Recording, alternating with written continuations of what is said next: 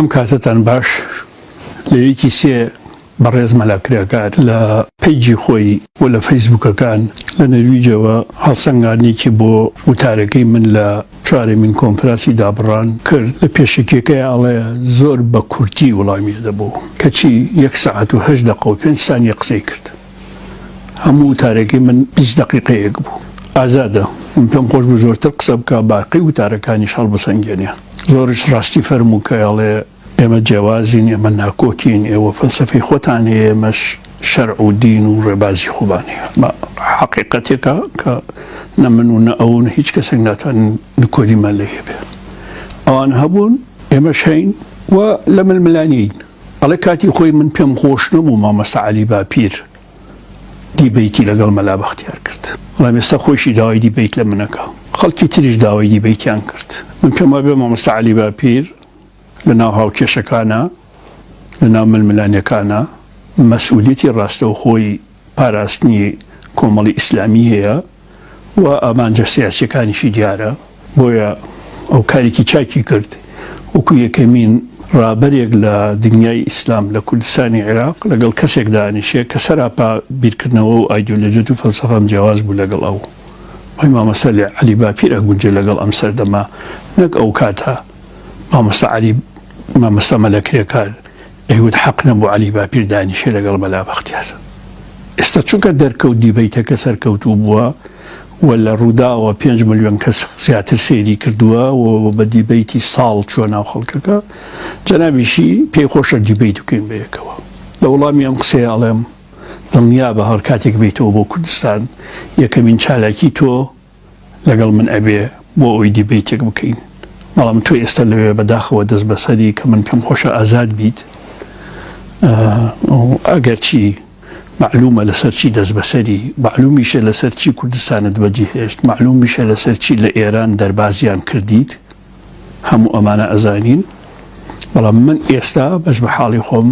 پێم خۆشە تۆش وەکو ئەوانی تر ئازاد بی. ئەگە مەسەلەکە شەڕ بێ، شەڕی ناوخۆ بێ، کوشت و کوشتار بێ، زساری ئیسلام بێ، جوندل ئیسلام بێ، تاوانی خێڵی حەمە بێ، هەرچیەک بێ، ئەمە بەشێک بە لە ئەو ڕۆژگارە ڕەشانی کە هەمومان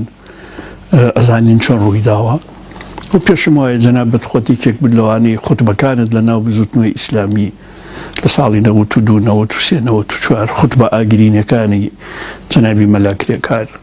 بەڕاستی پوازی خراپی کوتا لە بینی بزوتنەوەی ئیسلامی و لە بینی یەکێتی نیشتیمانی کوردستانە. ئەجینا پێمان خۆش بوو هەر ئەو کاتەوە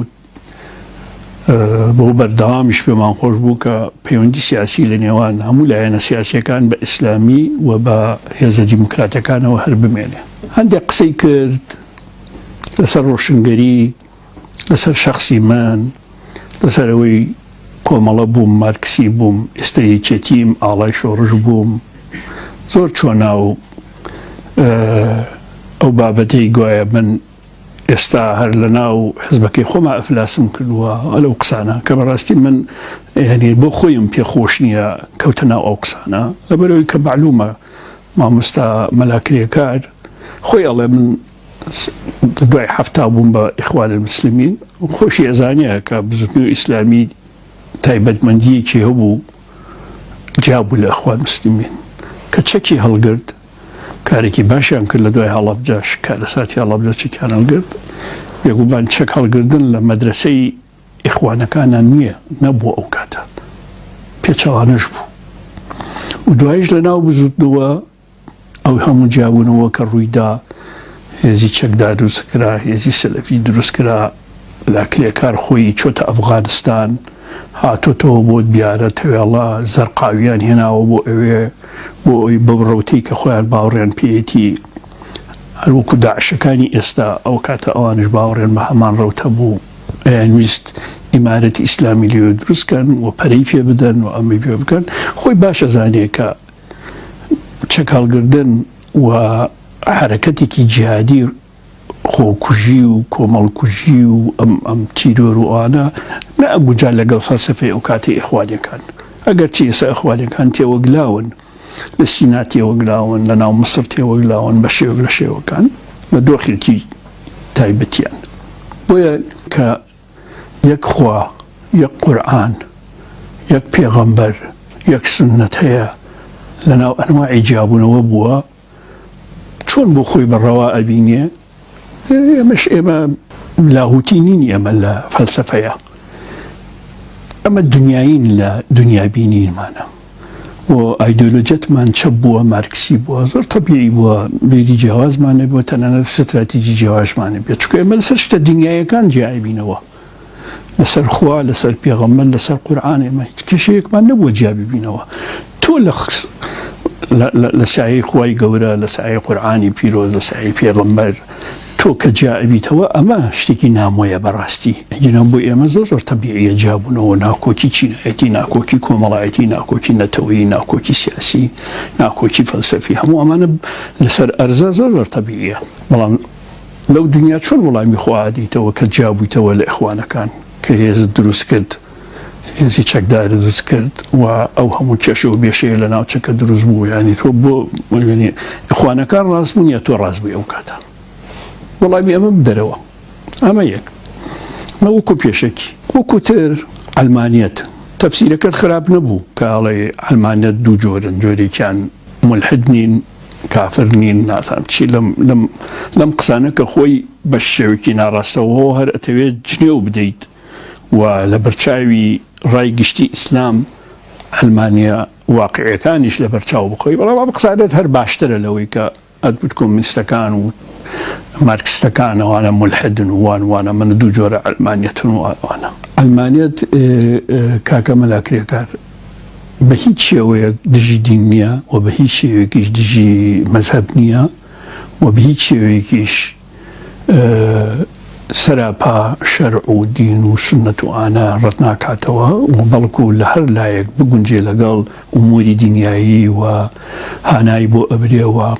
سوودیشی لەوەرەگیرێ یعنی زۆر ناشرینە بۆ هەموو ئەوانەی کە بەبێ ئەوەی معلومات یان جەنابە دووا نەبووی بەڵام زۆر جار ئەبیسینەوە لەم لاولۆلا ئەلمانیەکان بۆ ئەو ململانیان پێ ناکرێت لەگەڵ ئەلمانیەکان لەناو ڕایگشتی ئیسلامە و لەناو ئەو خەڵکەی کە ئیسلامی بە مجەڕەدی وەرگردووە بە خواپەرستی وەرگردووە و بە ڕوحی وەریگردووە بە سادقانە وەریگردووە تەنها تومەتی کافری و ئیلحادی هەڵابەستن بۆ ئەلمانیەکان بەڕاستی ئەمە ئەفلاسە ئەمە ئەفلاسی فەلسەفیە ئەمە تێنێگەیشتنە لە جیوە جوانەکان و لە ڕوحە جوانەکانی کارە ڕوحیەکانی ئیسلام کە من پێما بێکایی زۆر هەیە لە ئیسلامان ململانەیە بۆ بکرێەوە بەرگری لە ئیسلام بکرێ بەڕاستی فەلسەفی ئیسلام فەلسەفێکی قوڵە هەمەلایەنەیە و چۆن لە مەسیحێتە لە دوو ئەنجامە بە فەلسەفە کاسولیک پارێزرا پرۆتستان پارێزرا دینی مەسیحی پارێزرا بێگومان ئیسلام ئەتوانێت زۆر باشتر لە مەسیحیەکان ئەم کایانە باش بخاتە کار و لە ڕێگەی مەلای منەورەوە مەلای عالمەوە و مەلای هەڵکەوتووەوە نووسەری هەڵکەوتووەوە حتا فەقیه هەڵکەوتوو هەموو ئەوانەی باوەڕیان بە عەقیدەی ئیسلام هەیە ئەتوانن ململانێکی زۆر شارستانی لەم بارەیەوە بکەن و حەقی خۆشیانە بیکەن هیچ ئەم لاولایەتیان نییە و ئەگەر ئەمە بکەن یعنی کارێکی زۆر گەورە ئەکەن بۆ ئەوەی کە پێکەوە ژیان بچەسپێنن و یەکتر قبول بکەین و سەرنجام ئەم هەموو ڕق و چینەیە نەمێنێ ئێمە بە ئێوە بڵێن سەلەفی خواکوژ و ئێوەش بە ئێمە بڵێن کافر و ئەم جۆرە قسانە بەڕاستی حەقە لە فەرەنگا دەری بکەن ئێوە و ئێمەش ئەبێ بە ئارامتر تەسەڕف بکەین لەگەڵتانە بۆ ئەوەی کە بە دیالۆگ بتوانین خزمەت بە پێشکەوتن بکەین ئەگەر ئێوە پێشکەوتون خزمەت بە ئازادیەکان بکەین خزمەت بە مەدەنیەکان بکەین و خزمەت بە دادپەروەری بکەین کامانتوانیمان ئەو خزمەتانە بەکردەوە ئیثبات بکەین بێگومانگرەوە کە بینەوە بۆیە لەسەر ئەلمانیەت ئیتر حەقە بە مەنتق قسە لەسەری بکرێت نەک بە شەڕەجنیە و نەک بە بوختان دروستکردن نەک بە ئەو هەڵمەتە نابەجێیانەی کە تا ئێستا کراوە کفر و شەرع ئێمە کافر و ئەوان شەرع و ئێمە ئەوان لەسەر ڕێی خۆیان بەردەماوەن و ئێمەش بەوە نازانی کە هەر حەقمان هەبێ بڵێن با بە ئێمە دژی کفرین دژی ئیلحادیشین کاکە مەلەکرێکە ئەگەر تۆ مۆری پێغەمبەرت پێ ئەگەر خی گەورە تۆی ڕاستپاردووە ئەم حکومەمان بکەی ئەم محکەمەمان بکەی دڵنیا بکە من ئێستا دێم حرەسیاتە دەگرم بەڵام تۆ شوکو من عەبدێکیت کێ بە تۆی وتووە حەقت هەیە بێ حکم لەسەر من بدەیت کێ بە تۆی وتووە لە قورئانە ئەمەم پێ نەوترێ لە قورئانی پیرۆزە من شاء فليؤمن ومن شاء فليكفر يا إنا وإياكم لعلى هدى أو في ضلال مبين يعني القرآن الله يا لسر رجعي جمرأي لسير راستي أجر بجمراش ما مزاني خو قرآن قبوليتي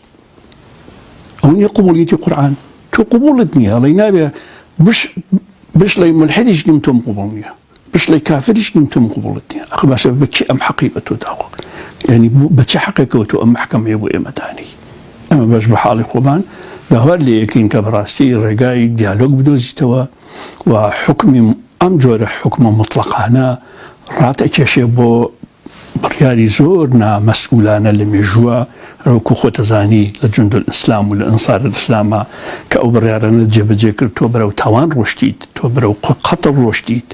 تو خويني بهنده بيش مرقتان رشتوا كبراستي بشي زوري نوانا نوشي أنا كرد رجوي أنا كرد عبادتي أنا كرد يوكشتو تانن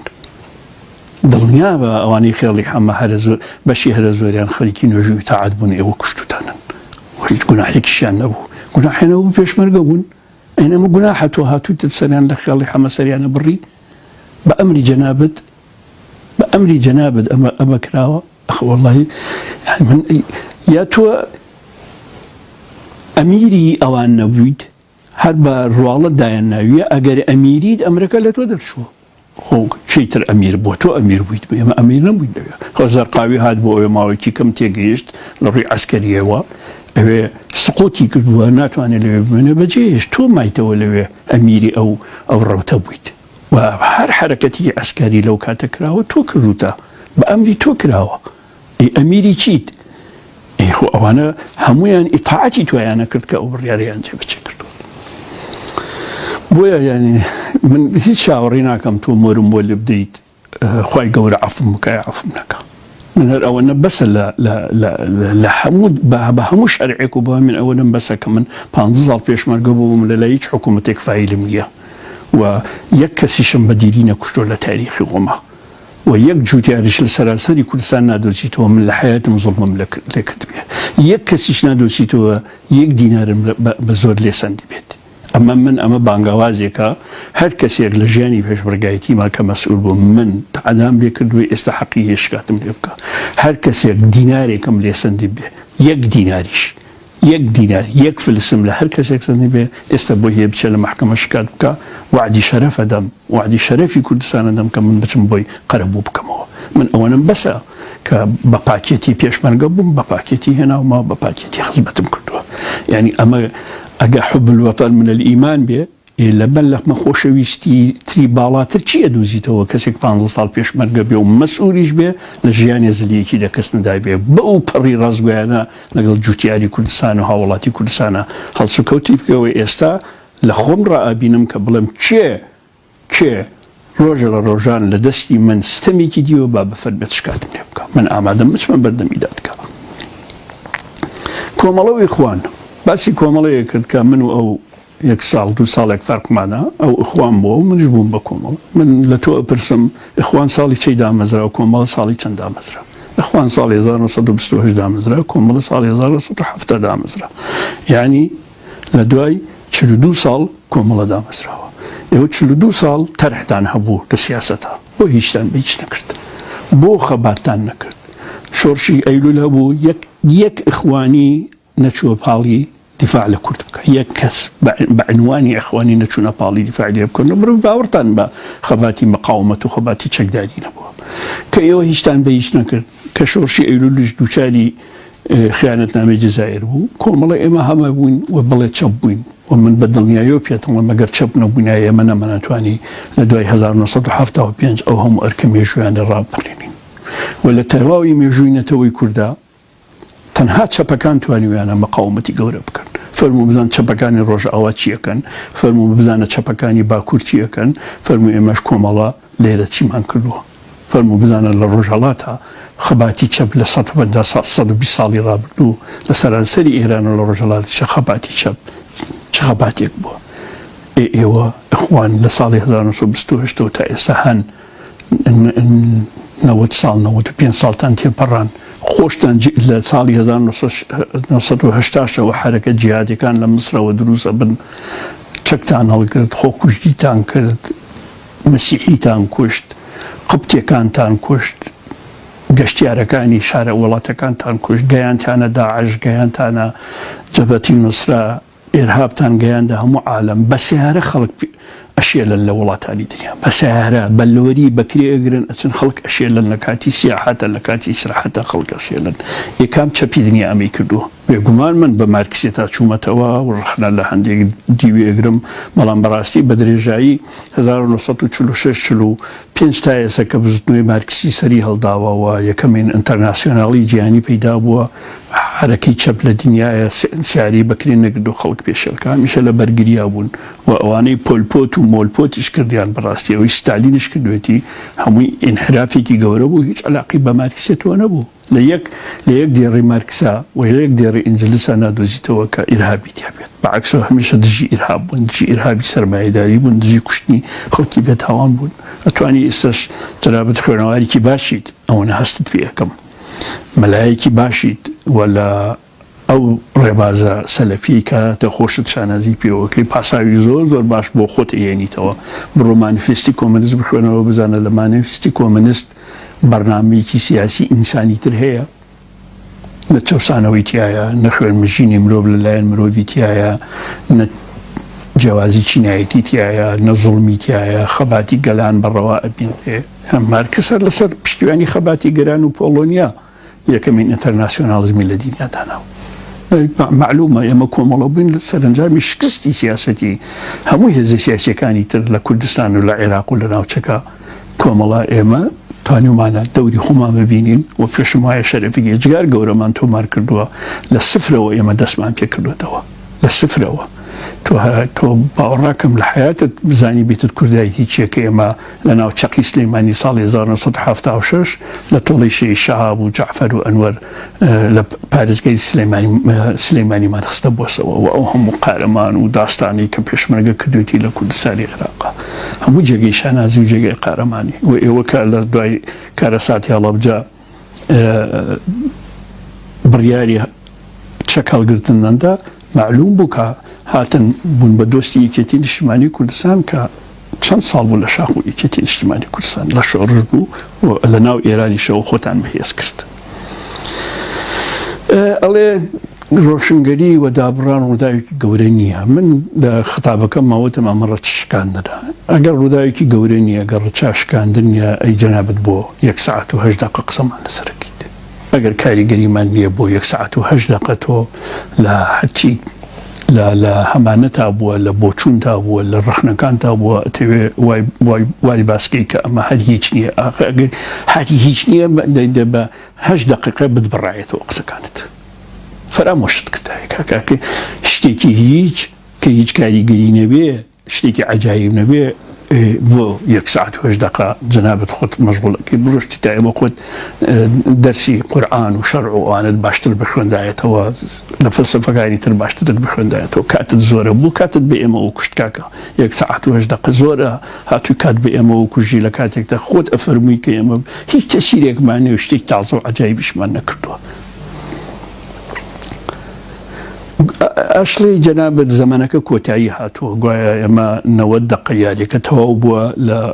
لە کاتی وونایە ئەوەی عەرەبەڵە لە وەقتی ڕاعەیە هاتووین ئێمە زەمەنی ئێمە بۆ کۆتایی هاتووە 100 ساڵ وەڵی 100 ساڵە ئێوە فڵان نووسەر باسی ئەلمانەتی کردو فڵان باسی ئێبابە خۆ ئێوە 1400 ساڵە بە حەرەکەی ئیسلامی خۆت ئەڵێ کە دین و سیاسەت و دەسەڵات لە یەکدا نابڕێەوە 1430 ساڵە ئێوەش هەن بۆ 1400 ساڵەکەی تو حساب ناکەی بۆ 100 ساڵەکەی ئێمە حساب بکەی خۆ ئێمە لەم 100 ساڵە و لەم 150 ساڵەی ئەوروپاش حساب بکەی ئەو دەوڵەتانەمان دروست کردووە لە ئەلمانیەکان و دیموکراتەکان کە ئێستا جەنابەت لەوێ پەناندەیت لەکوێ پەناندەی لە مەکەی لە مەدینەی لە قومیت لە کەربەلا و نەجەف دانیشتویت لەکوێ دانیشتی لە مەشهەدی لە کابولی لەکوێی جەنابەت لە تۆرابۆرای یا لە نەرویجی ئەگەر نەزەر حرام بێ بە پێی بۆچوونی سەلەفیانەی جەنابەت نەزەر حرام بێ و ئەبێ هەموو ژینێک مەقنەنەوە هەموو ئەمانە ئەبێ داپۆشێ هەموو گیانی خۆی دابۆشێ بە 5.5 نورەکانیەوە ئەگە ئەمە قەناعەتی جەنابەتە ئەی چیەکەی لە نەرویج مامەسەمەلە کرێکرد خۆ لە نەرویجە بە قانون مەقنەنە و داپۆشین و نوێک داپۆشین و ئەمە نییە ئەو پەڕی ئازادی هەیە من تێناگەم تۆ چاوت ئەبینێ لە نەرویج خەڵک چۆن پیاسە ئەکا ئەگە چاوت ئەبینێت ئەمە لەگەڵ بیری سەلەفی تۆ چۆن ئەبوونجێ ئەمە کە لەویت ئەگەر ئەمانە کافرن ئەگەر ئەمانە دژی ئینسانن وەکو خۆ دەڵێ ئەگەر ئەمانە تاغوت و جاهلین ئەی تۆ بۆ هانایان بۆ ئەبی بۆ ماڵ و مناڵە دەبەی بۆ ئەوێ ئەی باشە بچوتایە بۆ شوێنێکە ڕێک لەگەڵ فەلسەفەی خۆت ئەبوونجێ ئەوە تەنی تا نیشتوی لە وێڵەی دەست بەسەرم هەموو هەفتەیە جارێت تۆ ڤیدیۆیەک بڵاوەکەیتەوە بۆ پەڕی ئازادی قسەکەی ئەوە دروستی کردو ئەلمانەکان و دروستکردن بە وجدانت ئەلمانیا دەتوانێت بچێت لە سعودی ئەم قسانە بکە کە تۆ ئیکەی لە بەرامبەر ئیسلامی لە هیچ وڵاتێکی ئیسلامی ئەلمانیا توانێت ئەو قسەیە بکە کە تۆ ئێستا جەنابەت لە نەرویجێکی بەرامبەر بە هەموو ئەلمانیەکانی دنیا لەکوێ ئەتوانێت چه ئەلمانیەکە توانێت ئەم ڕخنانە لە ئیسلام بگرێت کە تۆ ئیڵیت ناتوانێت کاکە تۆ گۆشتەکە خۆی گۆشتاوەکە ڕێشیت لە سایە ئازادی ئەلمانیەکانە لەوێ خۆت پارێستەوە لە هەڵەبجە سەر نەکەوتی لە بەیارە سەر نەکەوتی لە کاتی شەڕەکانە پاشە کشت کرد ناڵم شکاوی ناڵم معنەواتت شکاوەڵم پاشە کشت کردووە چووتە ئێران لە ئێرانش خۆتت دەرباز کرد و ئێرانەکان سواری تایریان کرد و نادوێنی بۆ دەروی وڵات تۆت ئەگەر ئێرانەکان سواری تایریان نەکردی چۆن ڕۆشتیت فەرموو بە تێ بگەم چۆن ڕۆشتیت ئاخی چی ئەتوانێت لە فرۆدگای ئێران دەرباز بێ ئەگەر ئیطلاعاتی ئێرانی یا پاسداری ئێرانی سواری تیاری نەکە ناتوانێت تو معلومە تۆ چۆن ڕۆشتویت مەشڵێ مەلا بەختیار کە دۆستی ئێرانەکانە تۆ خۆ دەزانی جەنابی مەلاکرێکار وەڵڵەوە باللهی باش ئەزانی کە من لە هەموو حیاتی سیاسیەمە 7 جار هەوڵی کوشتنم درراوە 3 جاری 4 جاری ئێوەمانان هەوڵی کوشتنی منتان داوە فتوواکانتان دیارە قسەکانتان دیارە چۆن بۆ چۆن نبووە تۆ پێم ناڵی بۆچی دوو سیارە بە منتەقی لەسەر چی بە منتەقی معلوم بوو لەکوێوە هاتن سیارەکان کێ سەرپەرشتی سیارەکانی کرد تحقیقاتی ئاسایش سلێمانی هەمووی تۆمار کردووە هەر هەمووی تۆمار کردووە من تا مەسئول بم لە یەکێتی پێم خۆشە پەیوەندی باشمان لەگەڵ ئێرانە بێ لەگەڵ تورکیا هەبێ لەگەڵ هەموو وڵاتانە بێ ئێمە حکوومەتین ئێستا حزبەکەم لە حکوومەتای ئێستا بەڵام تۆ چی تۆ چۆن لەسەر سنووری ئێران بووی ئەم هەموو چەکە بۆ چۆن ئەگەیشتە دەستی جەنابەت پێم بڵێ بە بڵام بەرەوە ئەم هەموو دۆشکەیەت لەکوێ هێنا لە حدودەوە بە دزی ئێران هێناوتە اطلاعاتی ئێرانی پاسداری ئێرانی داودەزگای ئێرانی ئەوەنە ئاگایان لە حدودی خۆیان نییە و بەتایبەتی لەو حدودی جەنابتی لێبووی تو ئەم هەموو دۆشکەیە و ئەم هەموو ژێسەیە و ئەم هەموو کلاشکۆفە و ئەم هەموو پیشەکە و ئەم هەموو ئازوقەیەت ئەهێنا ئەوان ئاگایان لێ نەبووە ئەخە چۆنە بێت وا بیر بکەیتەوە خەڵک ئاگای لە تۆ نەبووە ئەخە خۆ خۆ دەزانی لە کوردستان ئاسایشە بووە لە کوردستان زانیاریە بووە لە کوردستان پاراستن هەبووە زانیاری گوت لەسەر تا لەسەر ئەرشیفی تۆ هەیە لەسەر هەموو شتەکانی تۆ هەیە لەبەرەوە تۆ باسی ئەوە تعلیق بە دەکا یەکێتی پەیوەندیان لەگەڵ ئێرانی ئێمە بە ئاشکرا پەیوەندیمان لەگەڵ کۆماری ئیسلامی ئێرانی خۆ نەمان شاردۆتەوە بە ئاشکرا شخصی خۆشم نەم شاردۆتەوە کە بەڵێ یەکێتی مەسئولیشم و ئەلمانیشم و خەباتەکەم بۆ ڕوشنگەری نەشم شاردۆتەوە بەڵێ هەر مەسئولێکی ئێرانی تەشریف بێنێ بۆ ئێرە من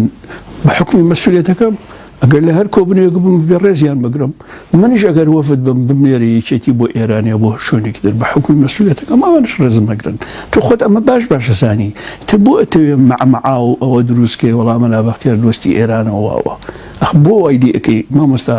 مەلاکرێکەکە خۆ بە تەبیعی پەیوەندێکە باسکە وەکو تۆ چۆن هەموو ئەو پەیوەندیت هەبوو هەموو ئەو چەکەت هەبوو هەموو فیشەکەت وەرەگرت هەموو ئەو تەقەمینەت وەرەگرت شەڕیشت پێ ئەکرد تۆ کە حەقت نەبوو ئەوە بکەی ئەت کرد ئێمە کە حەقمانە حکوومەت بەڕێوە بەرین پەیوەندیمان بە کۆماری ئیسلامی ئێران هەبێت تۆ حەقمان نادەیت باسی ئیسلامی و ئەلمانیەکە ئەڵێ ئەوە ملەت و ئەوە تاریخەوانە دی فەرموو کاکە وەرە بەر هەڵبژاردن ئێمە هیچمان یەکمان نییە ئەڵێ لە ئاخرە ئێمە هەر سەرەکەوین بە چی سەرەکەوی ئەگەر بە هەڵبژاردن وەرە با بۆ هەڵبژاردن نەخێر خۆت مێرەوە لستێک پێشکەشکە بۆ هەڵبژاردن لە کوردستانە ئەوە سێ هێزی ئیسلامی بە ئازادی ئیشی خۆیانەکەن و ئەو ڕێژەی دەنگەکانیانە کە هێنایەنە تۆش وەرە لستێک دروستکە بەهەر ناوێکۆ دروستێکی ئیجازە وەرگەرە وەرە لستی خۆت تەقدیم کە ئەگەر ملت تۆی هەڵبژارد حەقی خۆتە بی بۆ خواحافیزی بە هیچ قسەیەکمان نییە ئەوە نیە لە هەڵەبجە یەکگرتو و بزوتنەوەی ئیسلامی بردوێتەوە زۆر تەبیعیشە بەلامانەوە پیرۆزیان بێت تۆ چۆن ئەتوانی خەمەڵ لێ بدەیت ملت تۆی ئێوەی ئەمەی ناوێت تۆ خۆت ناوێری ئیسە بیت لستێک تەقدیم کەی بۆ هەڵبژاردن خۆت بابەوە عێراقیش لە بەرچاومانە ئەوە بەغداد کە پاتەختی عێراقە و ئێستا حکوومەتەکە حکوومەتێکی شیعە و سوننەشە لە سەتا سی خەڵک بەشداری هەڵبژاردنی کرد قاتعی هەڵبژاردنیان کرد لە سەتا حەفتا خەڵک ئەم حکوومەتی ئیسلامی قبوڵ نییە لە کەربەلا و نەجەف بزوتنەوەیکی ئەلمانی بەسوتنیەکی مەدەنی دروست بووە کات ڕۆژ بە ڕۆژ دێت بەهێزە بێت هەموو جنوب و وەسەتی عێراق ئێستا لە حەقیقەتەکان باشتر تێگەیشتوون ئەوە مصر کاکە خۆ مصر ئێوە لە ساڵی 1928 کە هەبوون و سەرۆکی ئێستای مصر باوکیشی لەدایک نەبوو بوو ئەوان بۆ ئەتوانن بە 30 ملیۆن کەس هێنێتە سەر جەهەتە ئیخوانەکان دەرەپڕێنێ ئیخوانەکان ناتوانن مقاومەت بکەن سەرۆکەکەی خۆیان بپارێزن بۆ نەیانتوانی بیپارێزن باشە ئەمە من دروستم کردووە هەموو حرەکاتی ئیسلامی لە دوای بەهاری عەرەبی زاڵ نەبوون لە ناو حرەکەکە نەتیجەتان چی بوو ئەوە لیبیا بزان چی بەسەرهات ئەوە یەمەن بزان چی بەسەرهات ئەوە مصر بزان چی بەسەرهات ئەوە سووریا بزان چی بەسەرهات ئەشی بینین هەڵبژاردن دێتێ پێشەوە ئەوە حرەکەی نازە لە تونس بردێەوەیە دۆڕانی لە ئاخر انتخابات خۆ انتخاباتی حڕە و خۆیان احترافیان کرد کە انتخاباتەکە نەزیه بووە لە تونسا خۆ من نەموتووە من تونسم بەچاو نەبینیوە خۆیان احترافیان کرد کە وەی هەڵبژاردن تریش بەڕێوەیە و لستی ئیسلامیەکانش هەمووی بەڕێوەیە کامیان ئەیبەنەوە پیرۆزیان بە هیچ قسەیەکمان نییە لەسەرە قسە لەسەر هەڵەبجەیەکە کە گوایە ئێمە ویستمانە مۆنەمنتەکە بکەین بە قوتسیەتی بدەینێ جەنابەت ئەوەت قبوڵ نەبووە و ئەشلەی خەڵک پەلاماریدا سووتانی وەکو ئەبراهام بە وجدانت سووتاندنی مۆنەمنتەکەی هەڵەبجە بە کارێکی باشەزانیت و دوایەوە ئەوانی سووتانیان خۆ ڤیدیۆکانیان ماوە هەمووی ناگەنە 500 کەس بڕۆ 1000 کەس ئەخۆ خۆم باوەڕ ناکەم ئێستا بچی لەگەڵ ئەوانەی بەشداری سووتاندنی مۆنەمنتەکەشیان کرد قسە بکەن قسە بکەی زۆر پیان خۆش بێ کە ئەو کاریان کردووە ئاوەدانی هەڵەبجە باشترە سووتاندنی مۆنەمنتەکە جەنابەت زانکۆ دروست کردووە لە هەڵەبجە جەنابەت دیاریگا دروست کردووە لە هەڵەبجە داری بەسەر بەردەوەرنان بابوو جەنابەت 10 ساڵ لە هەڵەبجە بووی لە تێرە بووی لە بۆیارە بووی پێم بڵێ یەک بەلوعە دروست کردی بە یەک بەلوعە وەکو شەخص لە بیارە چیت کردووە بیارە ماوە خەڵکی بیارە ماوە معلومی جەنابەت بوو کاکە مەلاکرێکار کە حکوومەتی ئیداری سلێمانی ئەو کاتەیە کردووە یەک مانگرتەوە خزمەتەکان زۆر کرا و خۆشبەختانە هەڵەبجە کرا بۆ پارێزگار من نازانم تۆ ئەو قسەیەت لەکوێ هێناوە گوایە من ئێستا لە ناو جەماعەتەکەی خۆم ئەفلاسم کردووە دڵنیا بە یانی من لایەنی مەکتەبی سیاسی سەرکردایەتی چەند جارێک ئەزیەتیان کێشاوە هاتوون بۆ لام کە بڕۆمەوە واجبی خۆم جێبەجێ بکەم بەردەوام لەگەڵیان من خۆم هەڵوێستێکم هەیە و هەندێک بۆ چوونی جیاوازم هەیە لەگەڵ برادرانە گینە چارەنووسی یەکێتیم زۆر لا گرنگە و سەرکەوتنی یەکێتی لە مفاوەزاتە لای من زۆر گرنگە و قەتیش فلاسم نەکردووە دڵنیا بە ینی حەز ناکەم بۆ ئەوەی قسەکانت بچێتە سەر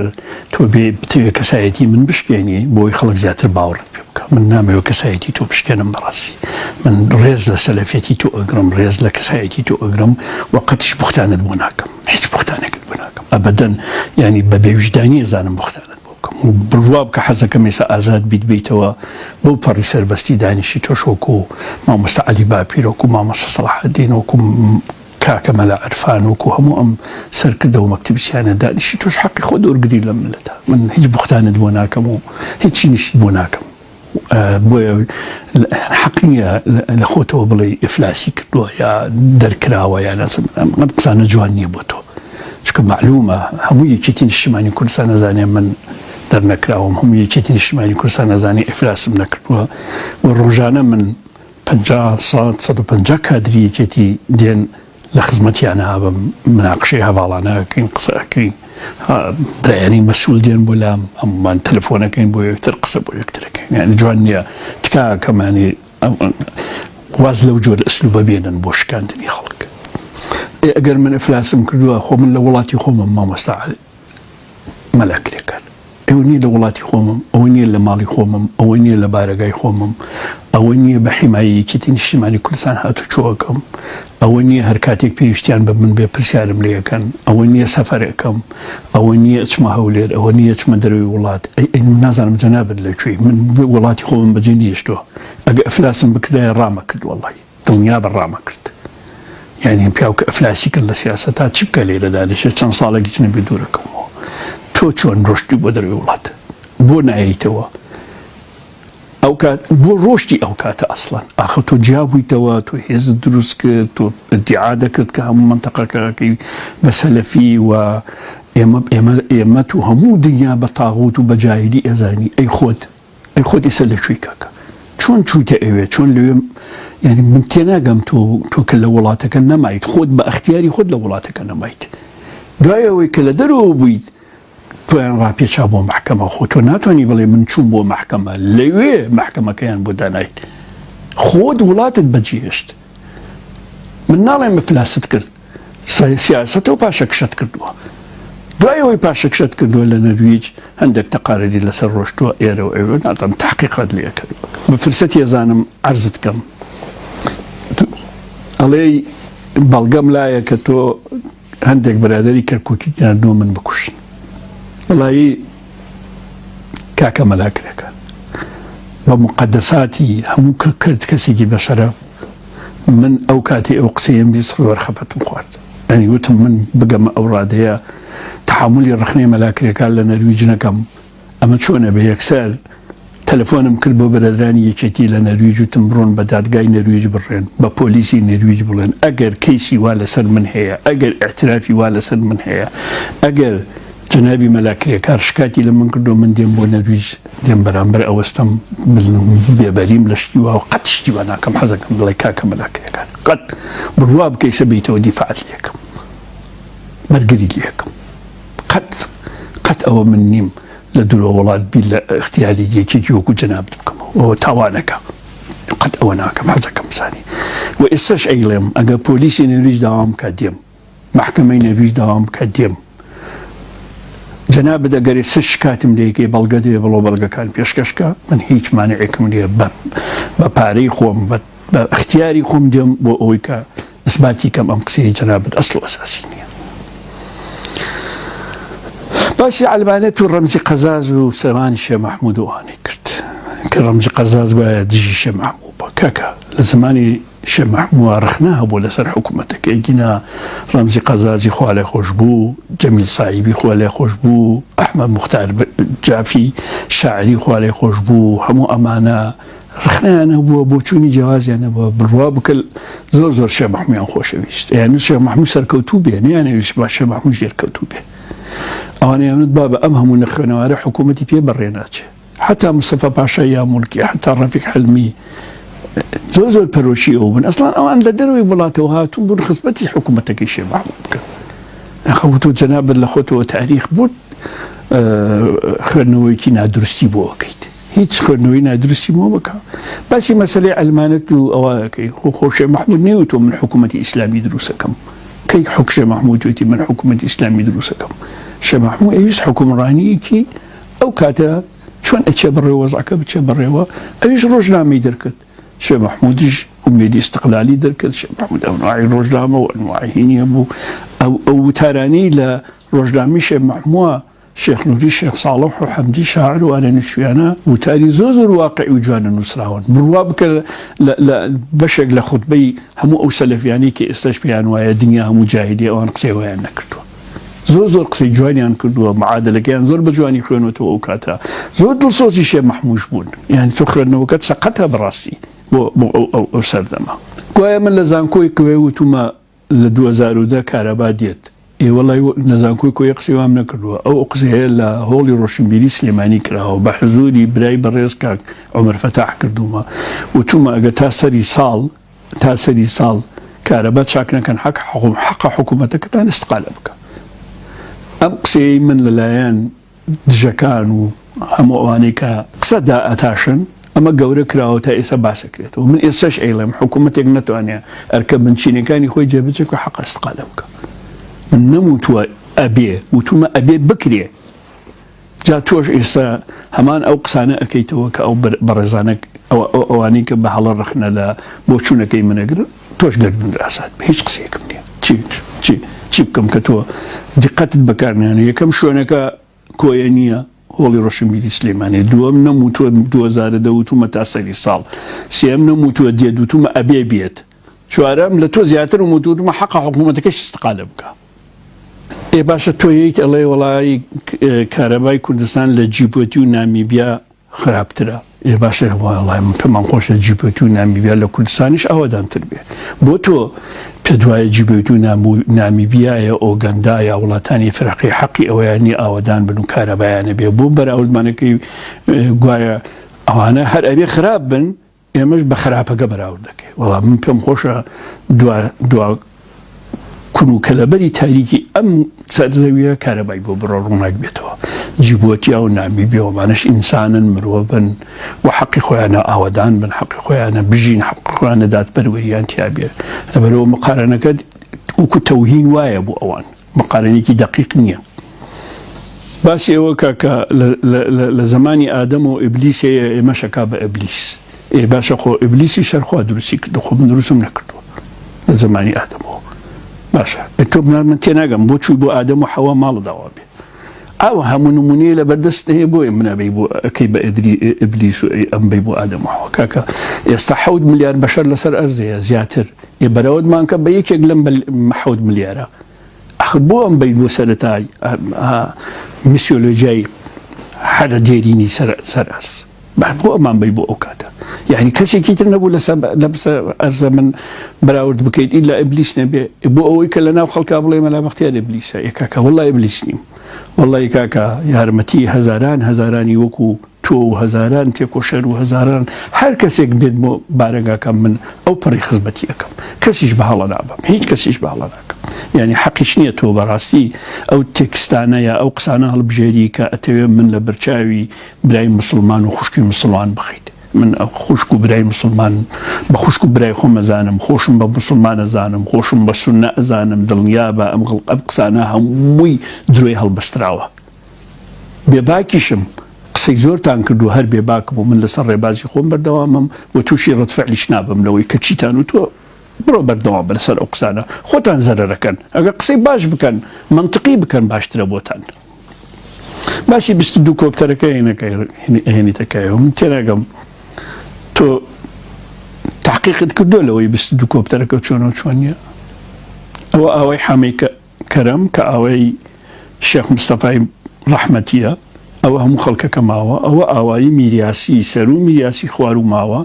ئەوە کاکسامان گەرمیانی ماوە ئەوە ئازادی سەگرمە ماوە ئەوە دلێری سەیمەجی ماوە ئەوە فەریدە سەسردیش ماوە کوڕێکی شێرکۆ کە خەڵکی یەخی ماڵێ لەگەڵم بووە مەفرەزەی من بۆ ماوە ئەوە عادل گەرمیانی ماوە تەنها لەوانە تەنها 2 کەس شەهید بووە لە 16 کەس یەکێکی ناوی عەلی ئامەخانە هەزار ڕەحمەتی لێبێ ئەوی تریش ناوی سالار چاوشینە شەهید بوو باقیەکە هەمووی زیندوین هەمووی زیندووە بزانە 22 کۆپتەر بووە یا زیاتریش بووە کاگازادی سەگرمات بۆ لام وتی کاکە وەڵڵا 26 کۆپتەر بووە سامان گەرمیانیات بۆ لام وتی کاکە 4 کۆپتەر لە پشتی ئێمەوە ئینزالی کردووە نەتبینیوە ئەمانە خۆیان هاتون بۆ لام ئەم قسانیان کردو حەزەکەمەوە چیرۆکەشت بۆ بژێڕمەوە کە کۆپتەرەکان هاتن ئێمە 11 کەس بووین من چیم کرد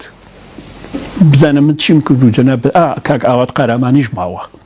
بزانە من چیم کرد من ئەوانم هەموو کۆ کردەوە کۆپتەرەکان بەسەرمانە ئەسوڕانەوە هەمانم کۆ کردەوە وتم ئەمە ئەو ڕۆژەیە کە خۆمان هەڵمان بشارد تەوزیعیم کردم هەرێکە لە بندارە بەردێک دانیشتین وتمەوە کۆپتەر هەموو بەسەرمانەوەیە ئەوە هەموو دۆڵ هەموو ئەبێژن دەستڕێژەکەن پشتمان هەمووی ئینزال کرا بەرامبەرمان هەمووی ئینزال کرا وتم ئێمە مەسافەمان لەگەڵ ئەوانە 1500 مەتر دوورین لە یەکتر بێنە خوارەوە ئێمە گەمارۆ دراوین مەجای دەربازبوونمان نییە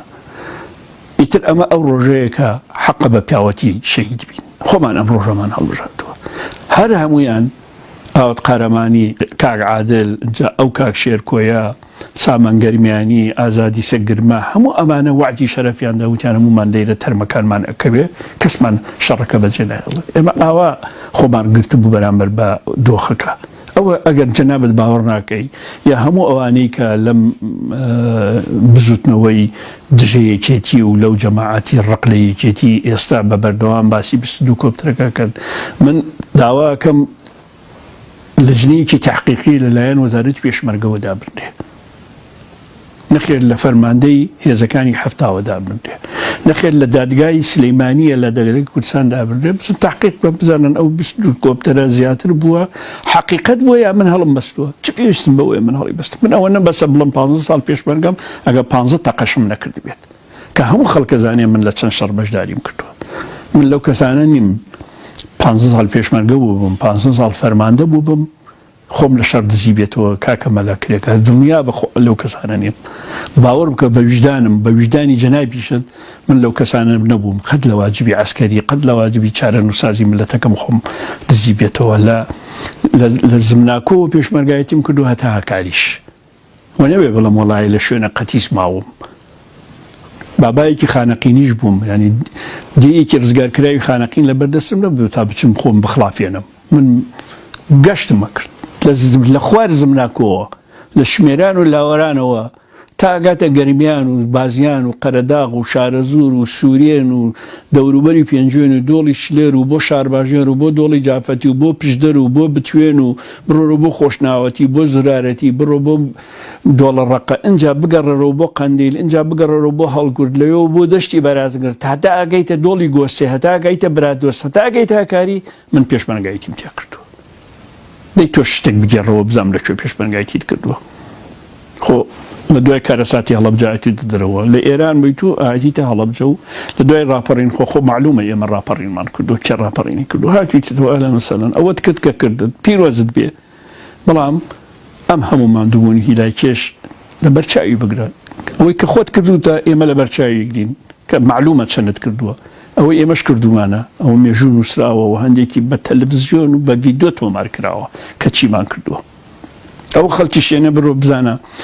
6 ڕۆژ ئەمە گەمارۆ دراوین ئەوە ئێستا هەموو خەڵکی شوێنە لە 180 خەڵکەکە ماوە 6 ڕۆژ گەمارۆ دراوین بە سەدان پێشمەرگە ماوە کە شایەتن بزانێ ئێمە لە بەرامبەر گەمارۆدانی 6 ڕۆژە کە حکوومەتی عێراقی حکوومەتی ئێرانی گەمارۆی داوین چیمان کردووە واجبی خۆمان جێبەجێ کردووە منت بەسەر کەسەوە ناکەین گوایە من ئەبوو بەکر لە قاعە ئەبوو بەکر کاروانی ڕێزم هەیە بۆی گوایە پێم وتووە ئەوە نییە ئازادی ئەتوانم بتکەمە دەرەوەوانە قەت لە حیاتی من قەت لە حیاتی کەسم لە قاعە لە هیچ هۆڵێک و دیالۆگێک نەکردو دەرەوە وە کاکە ئەبوو بەکر کاروانی هەموو جارێک هاتووە مشتمڕی لەگەڵ کردوم من جوابم ماوەتەوە قەت بە کەسم نەوتەوە بڕۆ دەرەوە معلوم بیشە دەسەڵاتمانە بۆ کرد خۆشتێکی غەریب باس ناکەی ئێمە دەسەڵاتمان هەبووە لە سلەیمانی و ئێستا شەمانە لە سلەیمانی قەت ڕۆژە لە ڕۆژان تەلەفۆنم بۆ ئاسایش نەکردووە لە هۆڵێک لە دیالۆگێک لە مناقشێک بەڵام فڵان وەرن بگرن یا ئازاریدەن بەعەکسەوە لە ڕێبین هەردیەوە بیگرە بۆ ئاسۆس هەردی بۆ هەموو ئەوانی کە تووشی دۆخێکی نالەبەراتن وەڵا لە دەروی وڵات بوو بووم یا لە کوردستان بوو بووم تەلەفۆنم بۆ کردوون داوای لێ بردوم لێ کردوون شێکۆ بێکەس هەزار ڕەحمەتی لێبێ بیستم کە هەندێک خەڵک ئێوێ بچێتە سەری وتم ئەچمە بەردەمی سەردەم ئەوەستم مەگە بەسەر لاشەی مناتێ بپەڕن بەرگریم لێ کردووە لە حەڤەی شوباتە چەندین یەک و دوونە زیاد لە 15-20 کەس کە لە خۆپشاندانەکانەوەانە گیراون بە تایبەتی ئەوانی کۆمەنیستی کرێکاری کە من هەندێکیان هەر ناناسم ئەم 20 گیرێن هەر ئەوان کەس نەبوو دیفاعیان لێ بکەم من بەرگریم لێکردن و ئازادمە کردن تۆ حەقە هەندێک معلومات کۆکەیتەوە اینجا جواب بیتەوە قسە بکەی ئەڵێ لە سەنگەری چەپەوە خۆی گواستێتەوە بۆ سەنگەری لیبرالی جا تەبیعیە من لیبرال نیم بەڵام هەندێک لە شتی لیبرالیشم قبوڵە لیبرال نیم باوەڕم بە فەلسەفەی لیبرال نییە یعنی لە لیبرالیزمش باشتی یەکەم کاکە لیبرالیزم ئەوەیە کە ئێستا جەنابەت لەوێ ژیت ئەوە لیبرالیزمە ئەگەر خراپە بۆی لەوێیت ئەگەر باشە بۆ دیژیت ئەوە لیبراڵە ئەوە دەوڵەتی لیبراڵە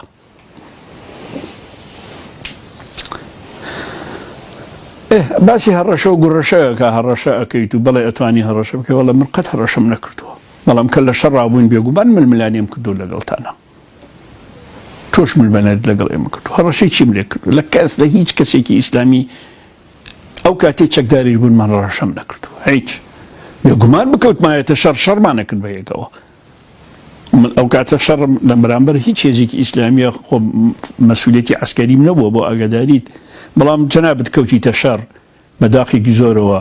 خوا لێ خۆشبوومە لا عوسمان بەگرد و تۆ ڕات کرد جەنابەت کە کەوتیتە شەڕ لە تێوەڵە و بیارە کۆمەڵی ئیسلامی بەیاننامەیان لەسەر دەرکردی کە کەوتیتە شەڕ چۆن بەجێ دێشت من ڕات کردووە من نیم من لە حیاتی یەکێتی نیشتمانی کوردستان بەیاننامەی دەرنەکردووە لە شەڕێکە ڕام کردبێ بەعەکسەوە بەیاننامەیان دەرکردووە جەنابی مام جەلال ساڵی 1978 لە شەڕێکە لە شیوەوشان شەی سەعدی سەیکاکە من قیادەمان کردووە بەیاننامە دەرکراوە وەسفمان کراوە ئێمە ئەم سێزاتە هەر عنوانی بەیاننامەکەم لە بیرە ئەڵێ منە شەفەقی للغەزەقی ئەم قارەمانانە مقاومەتیان کردووە کاک مەلاکرێک لە بەحەوتی بەیانیەوە تا نوێی شەوەی مە مقاومەتمان کردووە 75 پێشمەرگە بووین لە دیوی خەلەکان و لە دیوی حاجی قەڵاش گەمارە درابین ئێمە بەیاننامەی پیا هەڵدانم هەیە شانەزی پێوەکەم کە جەنابی مام جەلال بە خەتی خۆی وەسفی کردوم بەڵام وەڵی هیچ یەکێتی بەیاننامەی لەسەر مدەر من نەکردووە بڵێ وەڵی ڕای کردووە لە شەڕ لەسەر جەنابەت دەرکراوە خۆشە دەزانی چیان پێوتوی لە بەیاننامەکە بۆ من جوان نییە بێم ێستا بەیاننامەکە باسکەم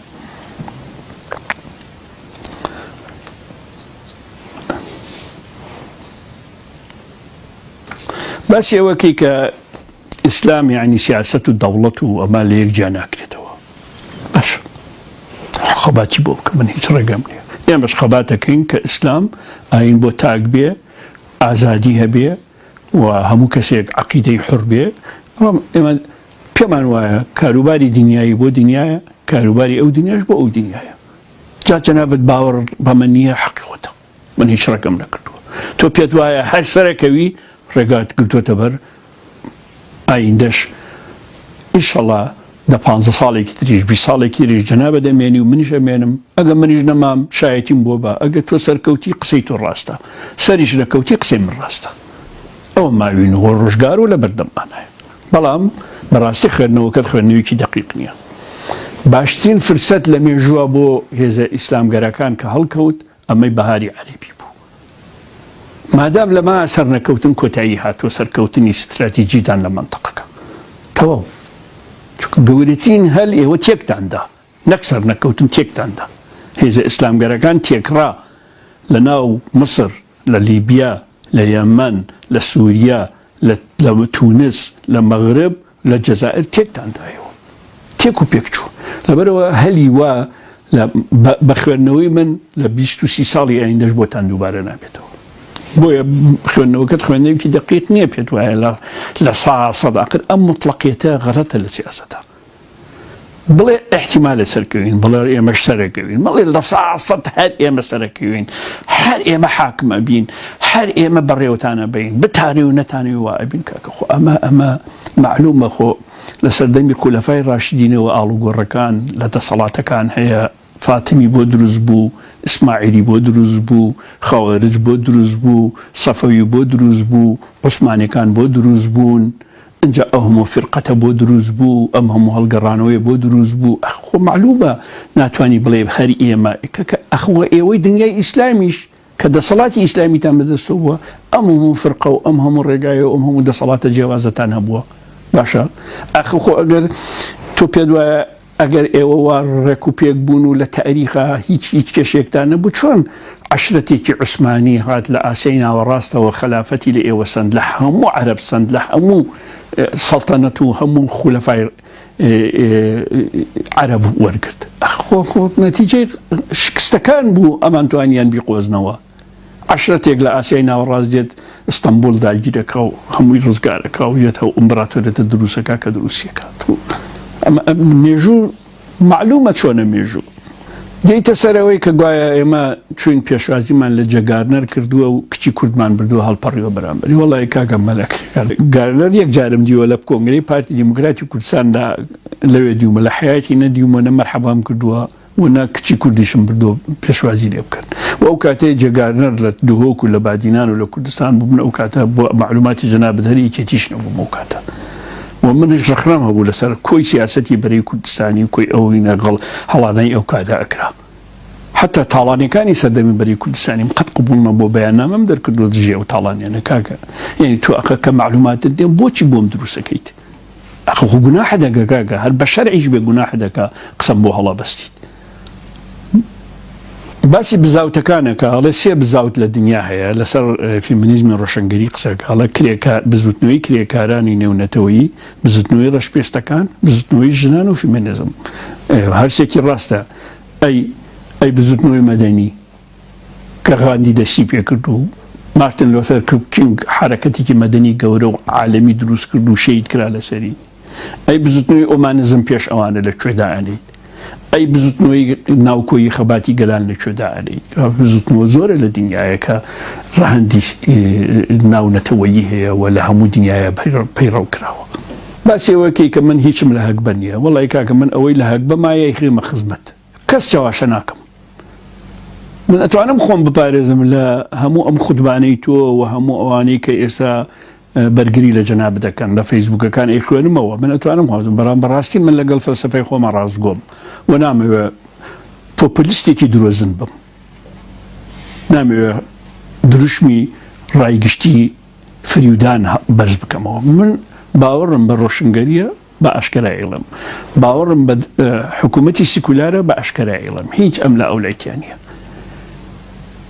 تجاوزیش ناکەم بۆ سەرتان لە ڕووی فکر و فەلسەفە و ئازادی سیاسی و تجاوز ناکەم بۆ سەر هیچ لایەکتان حەزەکەم بزانی تۆ ئازادی تۆ لەوێتەوە بێ کە ئازادی منیش دەست پێەکە چەندم لە هەکبایە و چەندم لە هەکبانە معلومە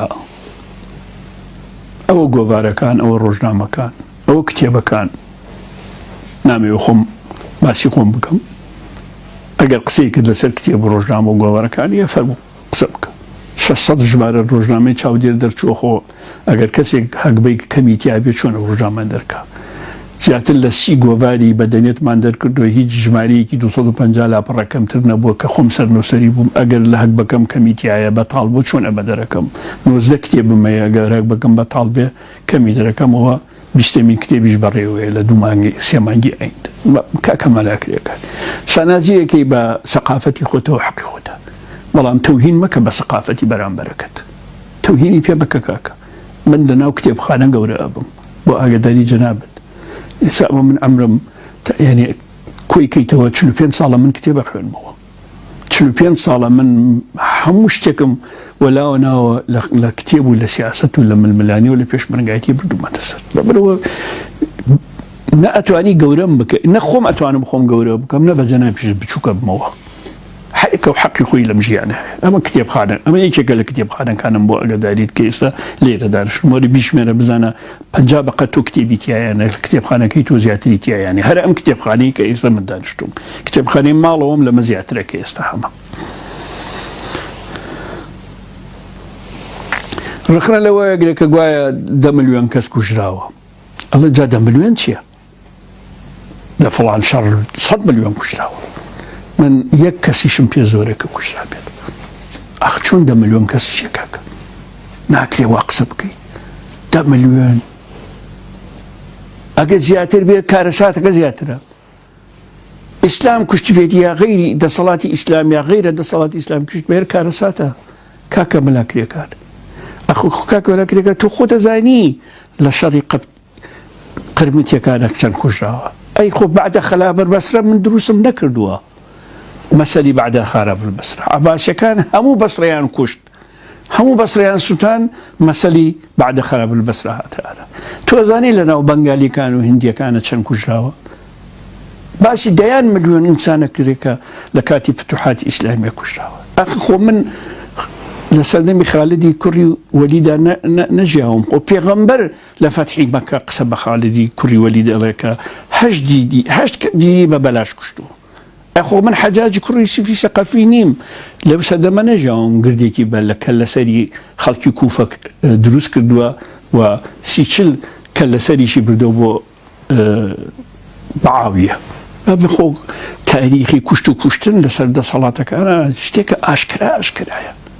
دەبێت ئەنسیکلۆپیدیا ئیسلامی بخوێنەرەوە کە لە ئێران چاپ کراوە بە زمانی فارسی خوێندمەوە بە زمانی کوردیش خوێندمەوە بە زمانی کوردیش هەمە کە دەستگای سروە تەرجمەی کردو بڕۆ بیخوێنەرەوە بەس لە دیاربەکرەوە کە گەبارۆ دراوە خەڵکەکەیان گرتووە هەڵیوان ناسیوە تا ناو مووسڵ لە کلاپەڕە 88 ئینسیکلۆپیدیای ئیسلامی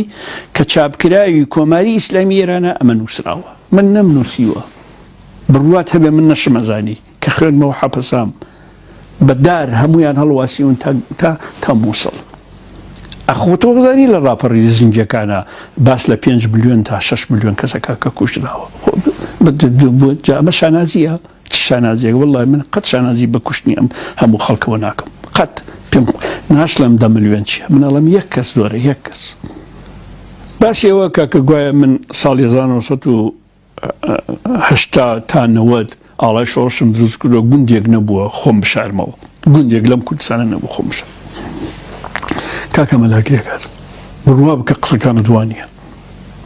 دڵنیا بە من ئەو دەقیقەیە کە خوا حەفیزیمان لە مام جەلال کردووە من و کاکشی عەلی ڕەحمەتی مامسە پشکۆش لێوە بوو من زۆر بە ئاسانی ئەمتوانی بچم بۆ ئێران لەسەر حدودەکە بەم چۆنم بوێ خۆشم دەرەباز بکەم شەید جەلالی حەمەی مەحاوە هەموو تیپەکەی ئاڵای شۆڕش بوون لەگەڵ من لە شارباژێر لە دەورم بوون زیاتر لە 120 کەس بوون خۆشمان 30-40 کەس بووین ئەمانتوانی هەر لەوێدا بچین بۆ منتەقەی سورچە و مرکە و دانیشین هیچ مشکلەیەکیشمان نەبێ بەڵام من کە چوومە قەرەداغ چوومە دەی تێکیە ئەمیز بە یەکێتی بڵم بابە نامەوێت جا بمەوە لە ڕووی عەسکەریەوە نامەوێت یەکتر بکوژین نامەوێت بچمە ئێران نامەوێت بچمە ناوجود دڵنیا بە ئەوە مەسەڵەکە ئاوهایە ئەنجینەوە نیە بەڵام وەڵا دیەک نەبووە من داڵدا بدەم ئەخۆ ئەگە دیەک نەبوو بێ و چەند کەس نەبوو بێ لەگەڵما من خۆشیەت نەبووم ئاڵای شۆڕش دروستکەم ئەگەر ئاڵای شۆڕژش هێزێکی بە پرنسیپ و بە بیر و باوەڕ و کاریگەر نەبوو بۆ یەکێتی نیشتیمانی کوردستان وە پەلەماریدا ئەگەر هیچ نەبوو بووە پەلەماریدا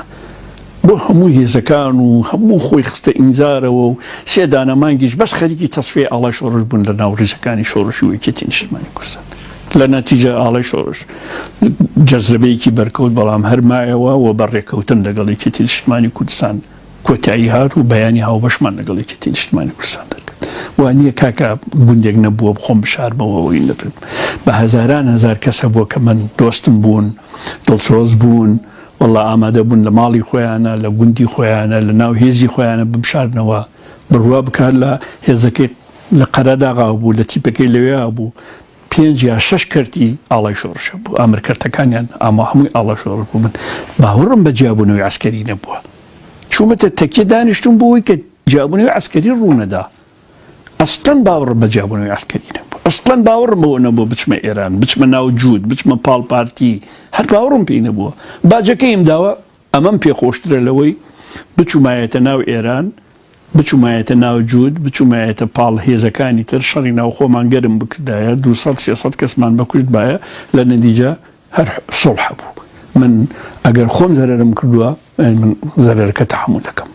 و چەند کەسێکیش بەغەدر شەهید کراون لە ناو ئاڵای شۆڕش هیچ گوناحێکیان نەبووە هیچ بەغەدر شەهید کراون هێشتا ئێمە نە دەستمان کردوتەوە نە تۆڵەمان کردوتەوە نە بیریش لە تۆڵەکردنەوەمان کردوتەوە چەندین نامەی من هەیە بە دەستخەتی خۆم هەڵم گرتووە ئەو کاتەش وتومە ئەگە من کوژراوم من لە ناویش چووم بیر لە تۆڵەکردنەوەی منیش مەکەنەوە نامەکان هەمووی ماوە و ئەو کاک مامۆستا پشکۆ ماوە مامۆستا جعفەر ماوە کاک سالار ماوە هەموو ئەمانە ماون کە من چۆن بیرم کردێتەوە ئێستایی تر من کۆتایی بە هەندێک لە ڕوونکردنەوەکانی مێنم دڵنیا بە وەکو خۆشە دووتر ئێمە لەسەر ڕێبازی ڕۆشنگەری بەردەوام بین بەڵام دڵنیا بە دژی مولحەدەکانی نێمە بە هیچ شێوەیەک لە حادمان قبوڵ نییە زۆر ڕێزی ئەوانەشە گرین کە عیبادەتی خۆیانەکەن و پەیڕەوی لە ئاینی ئیسلام و لە مەزهەبەکانی ئەەکەن ڕۆژوو ئەگرن حەج ئەکرن ئەمە ئەو پەڕی ئازادن من مەفرەزەی خۆم هەموو ساڵێک بەشی زۆری ڕۆژوو ئەگرێ بڕۆ لەیان بپرسە بزانە من لە مانگی ڕەمەزانە چەند خزمەتیان ئەەکەم